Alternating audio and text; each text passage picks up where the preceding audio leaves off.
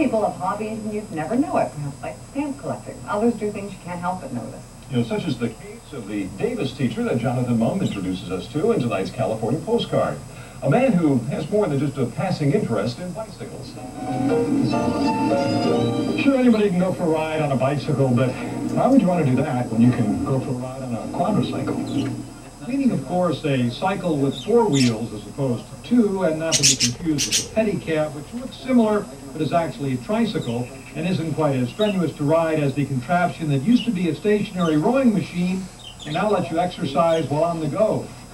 So your arms get pretty pumped up after a mile or 2. These are just a few of Peter Wagner's cycle inventions, modifications, and reconfigurations, all made from spare, old, or reused parts. Recycles, you might say. I don't have to go to the store to buy anything. Oh. Yeah, all the parts are just around. There's the upside-down bicycle. You can see where the seat is, so it is an upside-down bike. That, when ridden, puts you up in the stratosphere just a bit, but then so does Peter's version of the old high-wheeled penny farthing. So that when you mount, you push off like a scooter, and then when the pedal comes up, then you sit down and get underway. Which is why he made the hay penny farthing for son Colin. Well, total-wise, I've made about 150 peculiar bicycles and sold probably 110, 115 of them. And I guess the others are around here. Peter's been building these things ever since he put a tandem bike together when he was 12 years old. When I was 6, my father got my brother and myself and my sister bicycles, and he said, that's it. So I rode that one-speed Schwinn until I was in college. And I think now I'm overcompensating.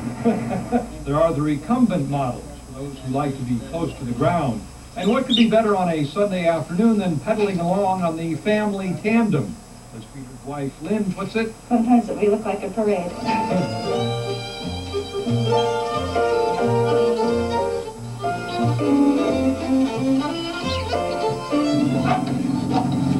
Peter calls them his Whymcycles, a blending of his middle name William with cycle. Initially, he used the term to describe a particular type of bicycle, similar to the old double-eccentric offset wheel bicycles you often do see in parades. Shriners and other interesting folk have done this for, since the dawn of the safety bicycle. They've been making it sort of an unsafety bicycle. On a Whymcycle, there are no pedals. Instead, there's a scooter frame. For a bike, you don't pedal, you pump. If you're good enough, take 2.